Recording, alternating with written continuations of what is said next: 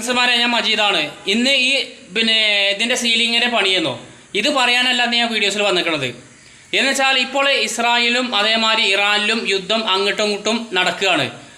അപ്പോൾ ഇസ്രായേൽ യുദ്ധം നടന്നാലും ഇറാനിൽ നടന്നാലും ഇതൊക്കെ വന്ന് വെച്ചാൽ ഏൽക്കുന്നത് കഷ്ടപ്പെടുന്നത് പറഞ്ഞാൽ രണ്ട് രാജ്യത്തെയും സാധാരണക്കാരായ ജനങ്ങൾക്കാണ് ഇതിൻ്റെ ബുദ്ധിമുട്ട് അല്ലേ.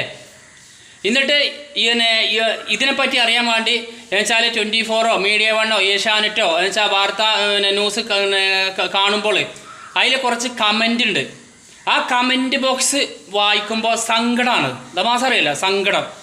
കാരണം നമ്മളെ നാട്ടിൽ യുദ്ധം ചെയ്യണ അങ്ങോട്ടും ഇങ്ങോട്ടും യുദ്ധം ചെയ്യണ മാതിരിയാണ് ചില ആൾക്കാർ അതിൽ കമൻറ്റ് ബോക്സിൽ കമൻറ്റ് ഇടൽ.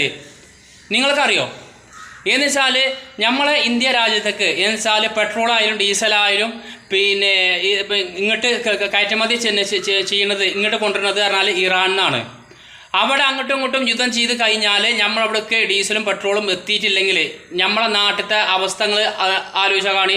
ഈ കമൻറ്റ് ബോക്സിൽ കമൻറ്റ് ഇടുന്ന ആൾക്കാർ, നിങ്ങൾക്ക് ബൈക്കില്ലേ, കാറില്ലേ, ഇങ്ങോട്ട് എണ്ണ കിട്ടിയിട്ടില്ലെങ്കിൽ ഇവിടെ എണ്ണയ്ക്ക് വില കൂടും. അപ്പോൾ നമുക്ക് തന്നെ കാര്യം ഇതിൻ്റെ കഷ്ടപ്പാട്.